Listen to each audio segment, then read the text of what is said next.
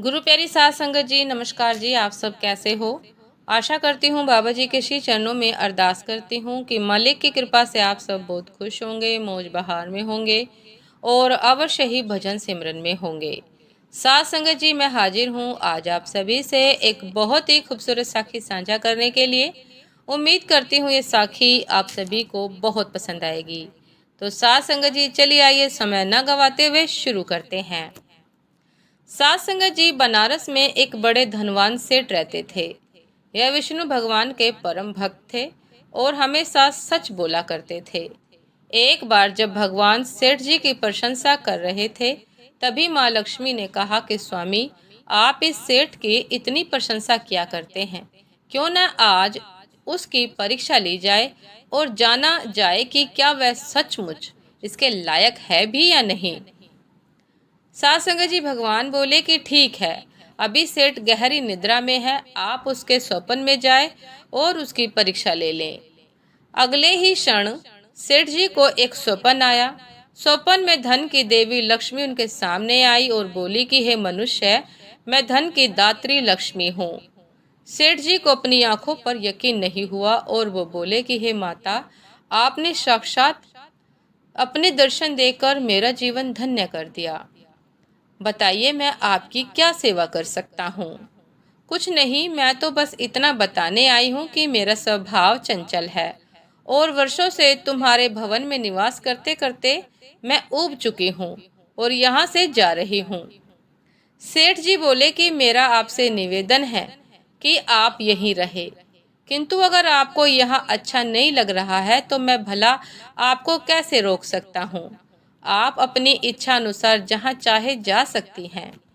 और माँ लक्ष्मी उनके घर से चली गई। थोड़ी देर बाद वे रूप बदलकर पुनः सेठ के स्वप्न में यश के रूप में आई और बोली कि सेठ, मुझे पहचान रहे हो? सेठ ने कहा कि नहीं महोदय, आपको नहीं पहचाना। यश ने कहा कि मैं यश हूँ, मैं तेरी कीर्ति और प्रसिद्धि का कारण हूँ, लेकिन अब मैं तुम्हारे साथ नहीं रहना चाहता क्योंकि माँ लक्ष्मी यहाँ से चली गई है, अतः मेरा भी यहाँ अब कोई काम नहीं। सेठ ने कहा कि ठीक है, यदि आप भी जानना चाहते हैं तो यही सही, आप भी जा सकते हैं।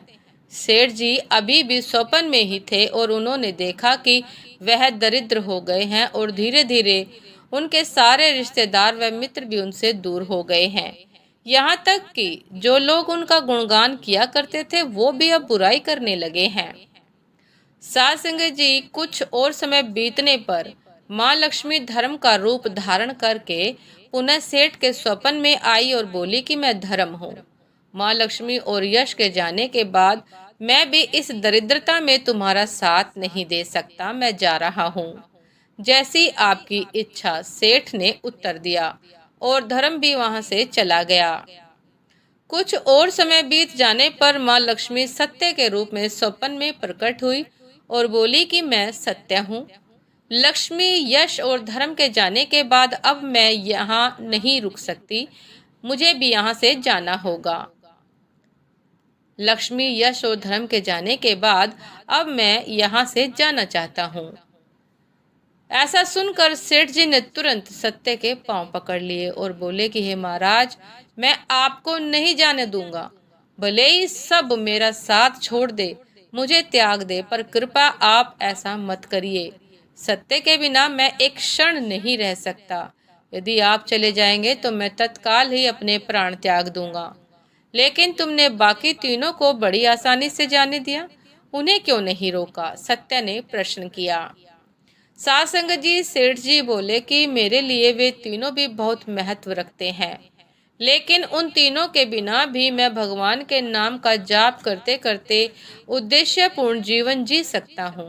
परंतु यदि आप चले गए तो मेरे जीवन में झूठ प्रवेश कर जाएगा और मेरी वाणी अशुद्ध हो जाएगी। भला ऐसी वाणी से मैं अपने भगवान की वंदना कैसे कर सकूंगा? मैं तो किसी भी कीमत पर आपके बिना नहीं रह सकता। सेठ जी का उत्तर सुनकर सत्य प्रसन्न हो गया और उसने कहा कि तुम्हारी अटूट भक्ति ने मुझे यहाँ रुकने पर विवश कर दिया और अब मैं यहाँ से कभी नहीं जाऊंगा। और ऐसा कहते हुए सत्य अंतर्ध्यान हो गया। सात संगत जी, सेठ जी अभी भी निद्रा में थे। थोड़ी देर बाद स्वप्न में धर्म वापस आया और बोला, मैं अब तुम्हारे पास ही रहूंगा क्योंकि यहाँ सत्य का निवास है। सेठ जी ने प्रसन्नता पूर्वक धर्म का स्वागत किया। उसके तुरंत बाद यश भी लौट आया और बोला कि जहाँ सत्य और धर्म है वहाँ यश स्वतः ही आ जाता है, इसलिए अब मैं भी तुम्हारे साथ ही रहूंगा। सेठ जी ने यश की भी आवभगत की और अंत में माँ लक्ष्मी आई। उन्हें देखते ही सेठ जी नतमस्तक होकर बोले कि हे देवी, क्या आप भी पुनः मुझ पर कृपा करेंगी? अवश्य, जहाँ सत्य धर्म और यश हो वहाँ मेरा वास निश्चित है, माँ लक्ष्मी ने उत्तर दिया। यह सुनते ही सेठ जी की नींद खुल गई। उन्हें यह सब स्वप्न लगा, पर वास्तविकता में वह एक कड़ी परीक्षा से उत्तीर्ण होकर निकले थे। सात संगत जी, हमें भी हमेशा याद रखना चाहिए कि जहाँ सत्य का निवास होता है वहाँ यश, धर्म और लक्ष्मी का भी निवास स्वतः ही हो जाता है। सत्य है तो सिद्धि, प्रसिद्धि और समृद्धि है। इसीलिए सदैव सत्य का साथ दीजिए, सत्य को अपने जीवन से कदापि न जाने दीजिए, चाहे परिस्थिति कैसी भी हो। सात संगत जी, ये थी आज की एक बहुत ही खूबसूरत साखी, एक शिक्षा पर साखी।